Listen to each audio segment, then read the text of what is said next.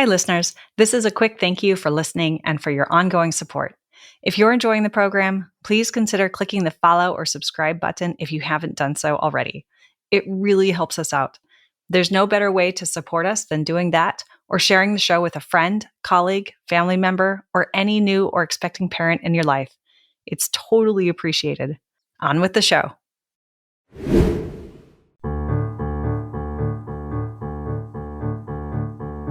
Hi, I'm Sarah Trott, and welcome to the Fourth Trimester Podcast. I'm a new mama, and this podcast is all about postpartum care for the first few months following birth, the time period also known as the fourth trimester. My postpartum doula, Esther Gallagher, is my co-host.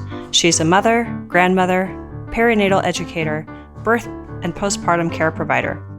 Fourth trimester care, our topic, is about the practical, emotional, and social support parents and baby require. And importantly, it helps set the tone for the continuing journey of parenting.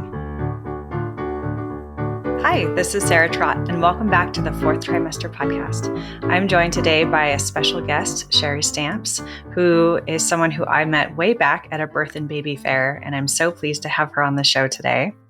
Before I give her an introduction, I want to mention that we have a website, which is fourthtrimesterpodcast.com. Please go and sign up for our newsletter. Also, go ahead and hit follow and subscribe wherever you're listening so you can hear more from us and be alerted every time we release a new episode. So Shari has her own business called Navigating Parenthood, and she is a mother of 6. Well, she is a mother of 5, soon to be 6. And she is someone who has been dedicated over the years to helping other parents ever since she became a parent, to helping them with their own parenting journey through education and content. She has over 10 years of experience in education and content creation with training in the perinatal space that includes doula training, instruction in infant massage, breastfeeding, craniosacral therapy, and more on that list. And today she's joining us at 37 weeks pregnant. And so congratulations and welcome onto the program today, Shari. Thank you so much, Sarah. I'm excited to be here and just chat with you about all things fourth trimester and beyond. Yes, absolutely. We have a really great topic today. So we're going to talk about your experiences a little bit and really do a deep dive into postpartum and birth preparation. It's not only something you're going through firsthand right now, but it's something that you have done instruction on for your clients and your own listeners and guests, because you have your own podcast as well. So definitely also check out Navigating Parenthood, the podcast, while you're at it. But Shari, I gave you an introduction here. I'd love for you to introduce yourself in your own words. Yeah, so I call myself a baby and parent wellness practitioner, basically, because over the years, as I started training in different areas, and then I would learn about something else and train there, and then learn about something else and train there, I realized how connected they are and how important all these different areas were to really look at the whole picture when I'm helping a family. So, I have all these different certifications, and when you go into it, it's like, okay, this is too much listing. So it's easier to just say, baby and parent wellness expert or practitioner. And so I'll see someone for lactation support or for craniosacral therapy and really end up helping them with the other as well. And then I'm using my training as a postpartum doula when I'm really supporting them emotionally and, sealing their birth and going through that whole experience as I listen to that vital information to know about, just all the pieces and how they fit to really help that dyad, that mom and baby, or, whatever parent came with that baby. Because really you need to look at from, pregnancy and even when trying to conceive, when you're trying to figure out like, what are the pieces I'm missing to this picture, not just current, symptoms, what are they experiencing? There's a lot more you have to dive into and look at, and it's a lot. So yeah, I've just started going down that kind of rabbit hole and piecing everything together, and I'm still learning more, still taking more courses and trainings and adding more to it, because from my own experience, and even as I keep learning, I'm like, oh, I wish I knew this then. And so my whole thing is I'm trying to eliminate the I wish I knew for parents as much as I can, even if it's just one I wish I knew. The parenting journey changes so much from day to day and phase to phase and years to years. But if I can eliminate that for one part of it, I think that can help, a parent going through a lot just a little bit. Absolutely. When you work with parents, is there a theme or a set of things that they typically come to you for, but then you end up expanding? Yeah. So, in the past, I worked primarily as a postpartum doula, and then I would add the other supports in. Now I don't do in-person postpartum support work, and I tend to have people come to me for craniosacral therapy. I give them the whole package. I give them all my trainings when they work with me. And so I end up helping them with lactation and doulaing them and helping them find resources and referrals. And, I'll notice something like maybe primitive reflex, and I'll help them with, baby development and just you name it. Kind of the theme is they end up needing more, but not realizing it. And thankfully, I have been through all of that, and I'm also trained in all of that. And so I can help round that out for them. And also, I think this is a big piece, be able to tell them this is the referral you need, because that is like a game changer, knowing that's the referral I need, rather than wondering, well, who do I go to for help, and where is the help, and not knowing for years. And then finally somebody tells you like one word and you're like, oh, well, that would have been helpful years earlier. It's so simple. Why didn't someone tell me? But I definitely see a lot of babies with oral ties or, feeding issues. They had a very traumatic birth. Usually people don't come to someone like me unless they're having a very difficult time. So I'm not going to see like, normal everyday kind of frustrations of lactation or feeding. They're going to come to me if it's like really, really, really, really rough. And I wish that they would come sooner, because there are a lot of times where parents don't realize there's something wrong with their feeding journey, or that they themselves need assistance because of their own birth trauma or trauma from before birth that is now affecting them and baby. And so they just kind of blow it off as like, this is just a bad back that I have to get used to, or something like that. Or with baby, oh, well, they're just crawling like that for now. They'll grow out of it, and if they see it, if their care provider isn't informed about certain things, they'll just tell them they'll grow out of it. And so they don't know to come see a craniosacral therapist or a lactation consultant or specialist. They don't know that they were supposed to go see someone. And so they don't. And then those are the families that kind of fall through the cracks a little bit. And then it's sad and frustrating, because things will come up later as their child gets older and as they get older and are going through this parenting journey. It's so fascinating, isn't it, that as new parents, as much research as a lot of us do, sometimes we just don't know what the word or phrase is, or we don't know what questions to ask. Certainly, right? It's a lot of new language, a lot of new concepts. Sometimes people just don't even know that the support exists. Exactly. And that's really like finding that key to unlock that missing piece that you didn't know was missing. And a huge part of that whole I wish I knew was like, oh, why didn't somebody tell me that existed? Why didn't somebody tell me that it's really important that my baby crawls longer and doesn't fast track it to walking? All of these things that, why didn't somebody tell me that my baby should not be eating oatmeal in the bottle? Like, there's still people who are being told, add some oatmeal or rice to your baby's bottle, and they're like, my pediatrician said it, so it's fine. And things like that they don't realize they need a bigger circle of support and a larger care team. That your village now in 2024, at least in America, is the care team you create to support you and cradle you.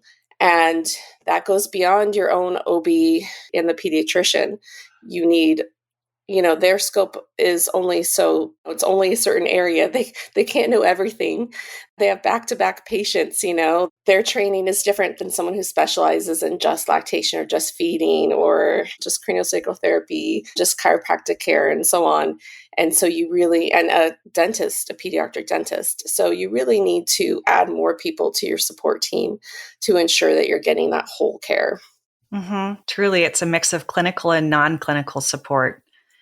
So when we talk about support and preparation, my mind immediately goes to what you may be doing, I would love it if you wouldn't mind sharing a little bit about your own fourth trimesters. You've had many. Share a bit about that and how that's helped informed how you're preparing now. Yeah, so I had a very different birth and then thus postpartum experience with each of my kids, which is why I like to tell people it doesn't matter if you're a first-time parent or a fifth-time parent, you need to prepare for postpartum and learn about it because your postpartum is not going to be the same, just like your birth isn't going to be the same. And a lot of people just think, well, I've been there before, it's fine. But I know from experience, I had the whole package, the whole induction package with one pregnancy. And then the one after that, that was like 6 years later, was a fast natural birth. And that's the one that kind of spurred this whole thing for me about preparing for postpartum because I was having chills and hot flashes. And, now they say like you're basically in menopause when you're in your initial fourth trimester, right? And I was experiencing these horrible pains and asking, for pain medication. And I didn't know why because 6 years before, I had this whole package and I was walking around fine. I was a lot younger, and you would think that it would have been more stressful to my body, but I was, I didn't experience all this stuff like I did with this natural birth. And so I ended up in the ER and they had me there all day for testing and doing internal ultrasounds and all this stuff you don't want right after you had a vaginal birth.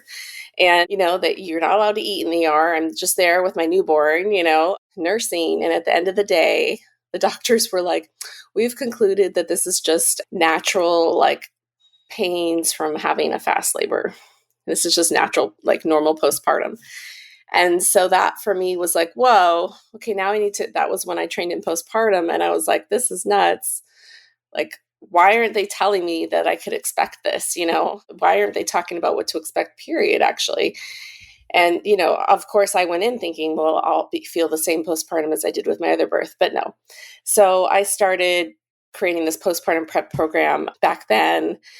And as I've had more children, I've evolved it. And it's more than nesting, because nesting is a given, right? We all nest, but it's about like making sure your areas are prepared, your relationships are prepared. So I talk about creating your bathroom basket, making your bathroom like how you would want it so things are within reach and comfortable and you have everything stocked up. You can return things you don't use later, but it's better to have it than be in the middle of the night without, a pad or, Padsicle or something like that. And then you have options. There's reusable pads. There's the disposable instant ice pads. You can make your own Padsicles.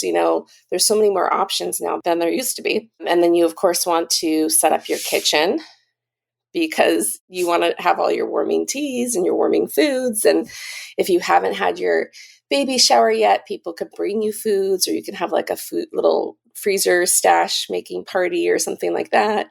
You want to have your nap trap areas set up. So anywhere you might be like stuck feeding baby, whether you're bottle feeding or body feeding, or they're just sleeping on you or, what have you, you're going to be stuck there. So you want to have your healthy fats that are non-perishable and your water, so you're hydrated in multiple areas in the home. And same with like diaper stations, right?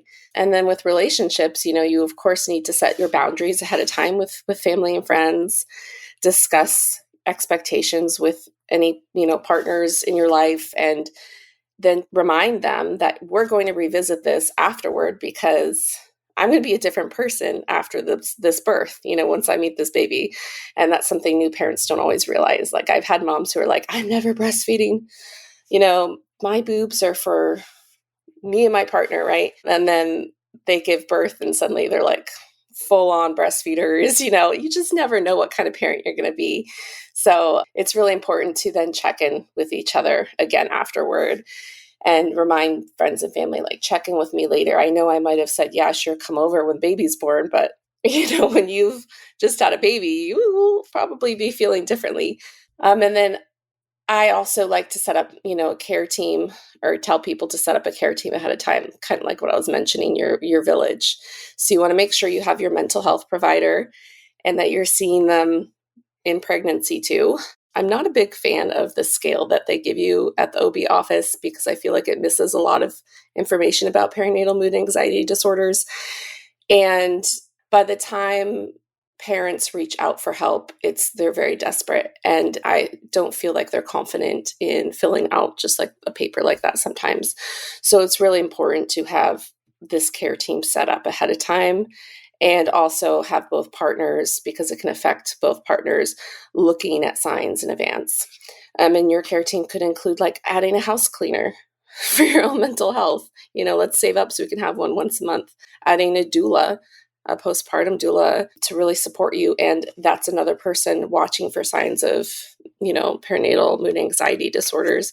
A pelvic floor physical therapist, because I don't know about your insurance plan, but mine doesn't automatically include one. And they're going to be imperative because I've heard different versions of the quote, the first 40 years or the first 42 years, but the first initial phase, your fourth trimester, really sets up your health for the rest of your life, right?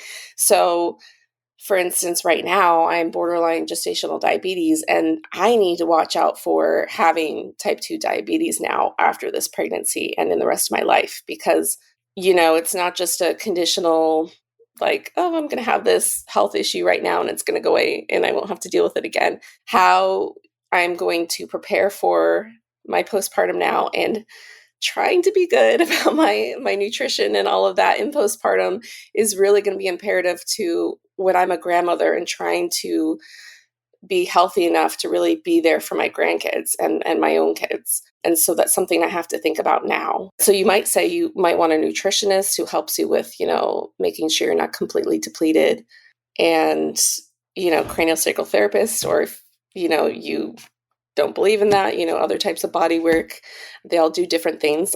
So it's really imperative to have all modalities in your toolbox. Massages are nice, but it's getting the surface level. And then chiropractic, some people are against it, some people love it. And then craniosacral therapy is going to the fascia. So it's like the foundation that kind of helps the others feel a bit soothing longer. And then, of course, you need lactation support, whether you plan to breastfeed or not. They can help you with eliminating milk if you're like, I need this milk to go away, or help you with bottle types or other feeding issues, because there may be something going on in your baby's mouth they still need to look at. And I'm sure there could be, and the pediatric dentist. So it's a really big group of people that you need to support you. And the sooner you have your list set up, the less frantic you'll feel like when you're in the thick of it. That's a lot of information and a big list of support village. No, I love it. I appreciate that, you've spent a long time honing in on what's required. And a lot of people listening may not even realize that some of these things could potentially be part of their village and their support structure, or even know what all of those things are.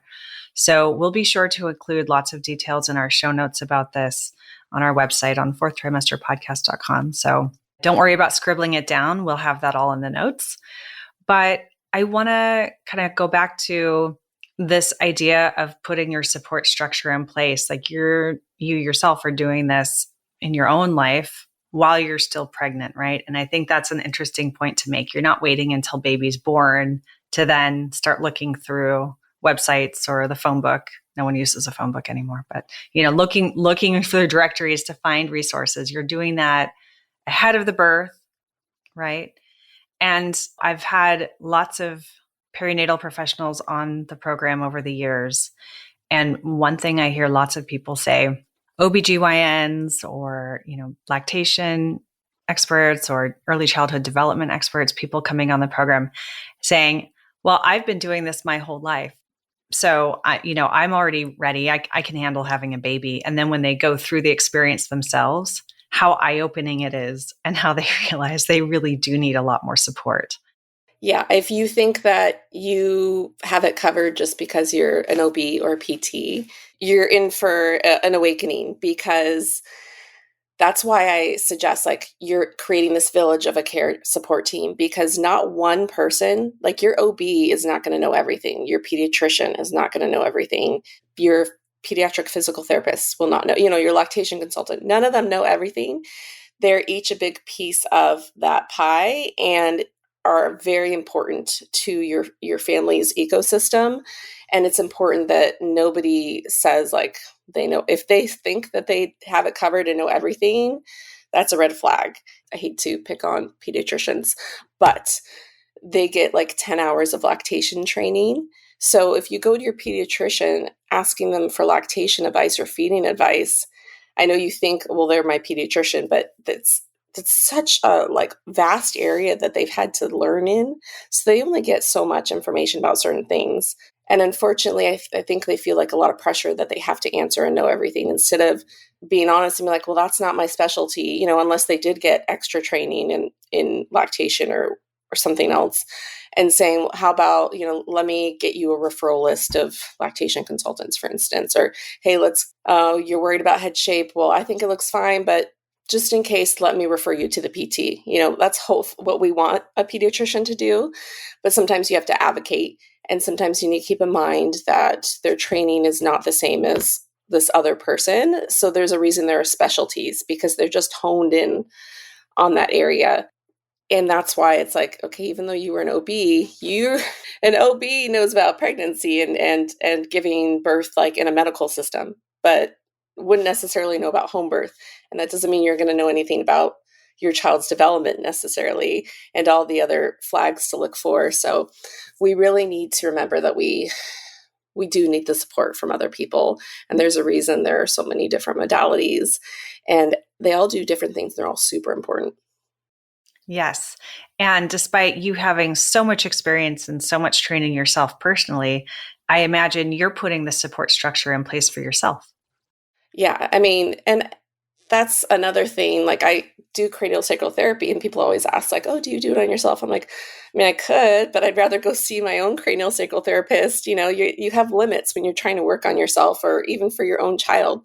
So I do CST on my kids, and I know what to look for, but sometimes when you're your own patient you don't see the whole picture.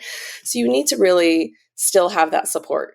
So it's like, I already have my own craniosacral therapist. I'm at an advantage because I have had several kids. So I already know like what frenulum specialist I'm going to go to, because this one will probably have an oral tie like their siblings. I already know who I like for lactation, if I need to reach out. And, I already have my pediatrician set up, and like, I already have like all these people who I use in place. So it's kind of an advantage versus someone who's like, oh, I haven't set any of that up. And then you have to do a lot of research, and know that it's okay if you don't vibe with someone to fire them, so to speak, and find someone else. Because if you're not comfortable with that provider, you're not going to be honest with them, and they're not going to be able to give you the best care that they can, knowing all the information. Yes.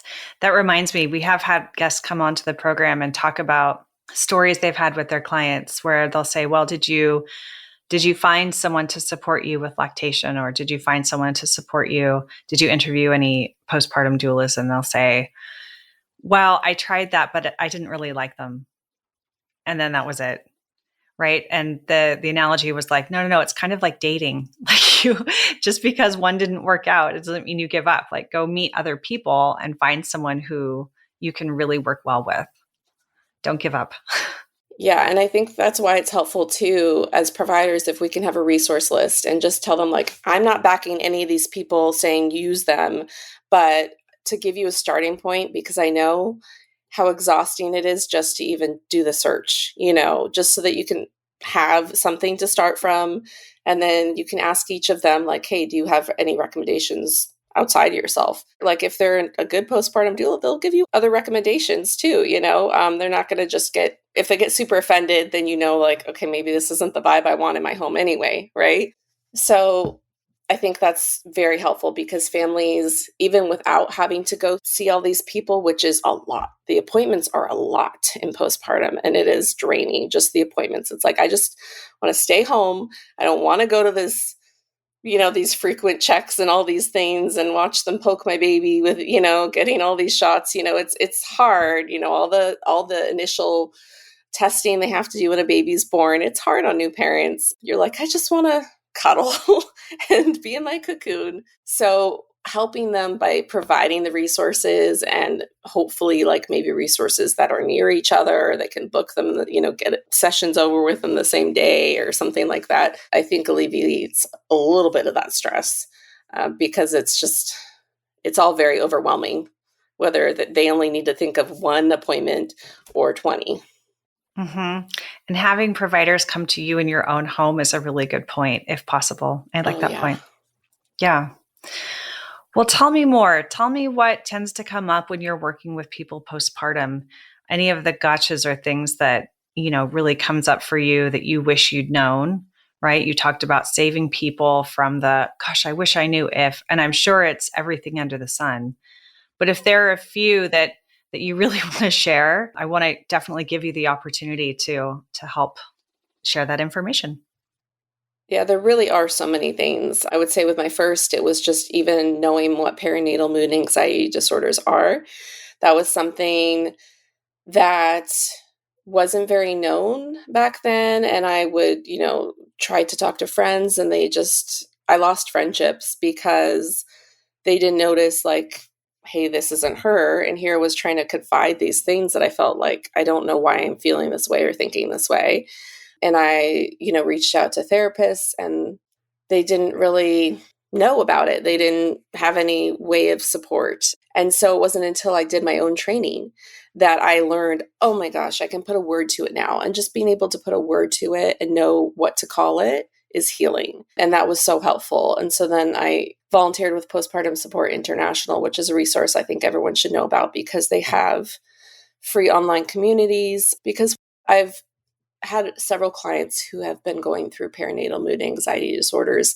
And by the time, and even the people who've called me when I volunteered, it's like by the time they call the hotline to try to find a resource or a therapist, they're in desperate need. It takes a lot for a parent to finally make that phone call and reach out and be like, I need help, because they've tried pushing it away for a long time. And then the sad fact is that we don't have enough therapists trained in this area. And at least with Kaiser, you kind of have to make an appointment that's like a week or so out just to talk to someone on the phone to then unleash everything to them, only for them to say, okay, well, I'll make you an appointment. And then you're excited for that appointment. So a few weeks after that. And then it turns out that next appointment is just an appointment to make an appointment. And I'm like, this is crazy. and then any possible appointment, is like another month or so out. But it's like by that point, you're like, I'm already burnt out trying to talk to these people just to try to make an appointment. And then hope that the provider actually is trained and is good and doesn't just tell me, well, eat well and exercise and make sure you get sleep. So I feel like that's a huge hurdle. And having support system like a in-person postpartum meetup group, or if there's a La Leche League, you do not have to be breastfeeding to go to La Leche League. It's just so you can have some postpartum peer support. No need to feel like an outsider. And now there's these online groups like Postpartum Support International has it for partners. They have it specifically for Black mothers so that you can feel like you have your own community and not, like othered in a different community. And that is just like such a huge resource in the meantime while you're waiting for these other appointments that are just ridiculously far out. It's just a huge disservice to families. And so that to me is like a really huge thing, because I just feel like we need to support these parents better, and perinatal mood anxiety disorders can start in pregnancy. And that disconnect that babies feel with their parents who are going through this PMAD experience really affects them, and it affects the family's ecosystem.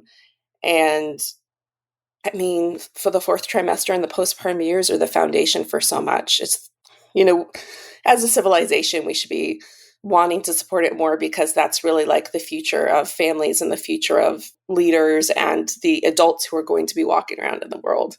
So that's a big area. And then making sure you're not depleted, getting your vitamins, minerals, water intake. I am definitely very bad at that. And so that's a lesson I have to keep reminding myself. Just drinking water.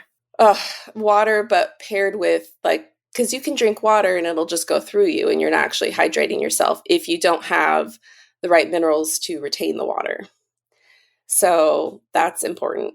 Yeah. And I do have on my website, if you go to navigatingparenthood.com, there's a pop-up saying, are you pregnant? And if you fill in your details, you get like my free postpartum prep workshop replay, which is like a mini version of my full postpartum workshop. But yeah, I would say those are big points. And infant massage. I have an infant massage course, and the Fourth Trimester Podcast has a wonderful link to that. And I feel like that is really important, especially if one parent feels disconnected from the baby, like, oh, I don't know what to do with them. Because everyone has their different phases of parenthood that they enjoy the most. And some people just don't know what to do with a baby.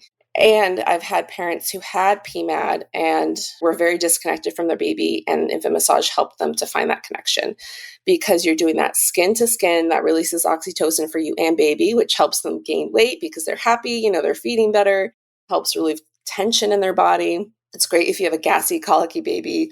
It's great for you to know, like, oh, I can do this for playtime or this for a bedtime routine. And it helps you kind of understand how to communicate with your baby and learn what their communication means, because you're making more eye contact and you're being present with your baby more. So it's just a really wonderful tool. And also brilliant for their brain development, that touch and that communication and stimulation. Yeah. We had a wonderful guest, Rebecca Walsh, on our program come and talk about that. So if you're interested in brain development, go back and listen to that episode too.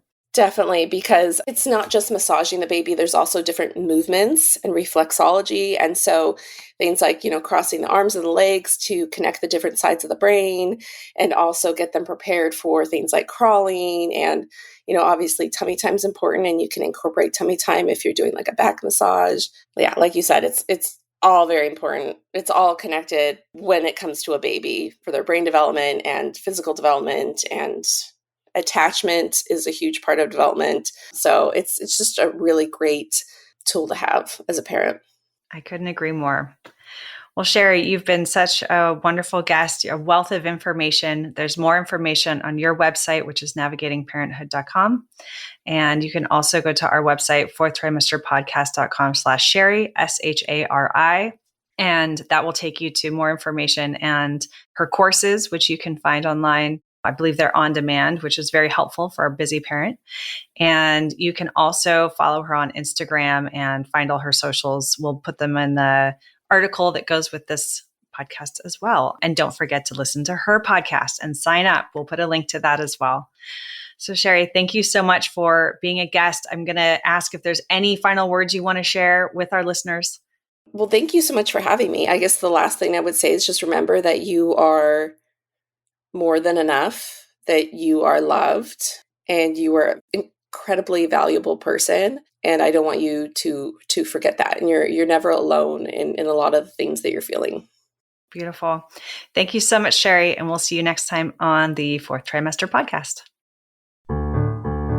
You can subscribe to this podcast in order to hear more from us. Thank you for listening, everyone, and I hope you'll join us next time on the Fourth Trimester. The theme music on this podcast was created by Sean Trott. Hear more at soundcloud.com/Sean Trott. Special thanks to my true loves, my husband Ben, daughter Penelope, and baby girl Evelyn. Don't forget to share the Fourth Trimester Podcast with any new and expecting parents. I'm Sarah Trott. Goodbye for now.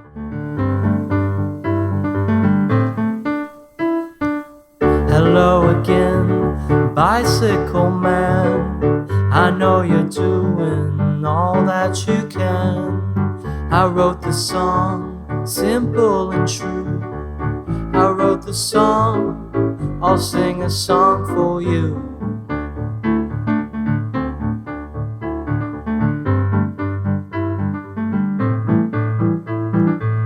You got your wheels, you got your gears. You ride around town without any fear. You got your pedals, you got your brakes. You always wear your helmet for safety's sake.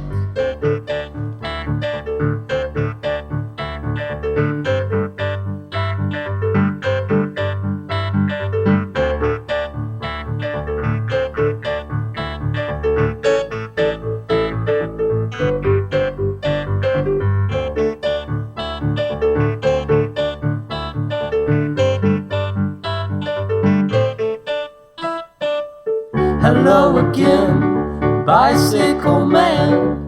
I know you're doing all that you can. I wrote the song, simple and true. I wrote the song, I sing a song for you.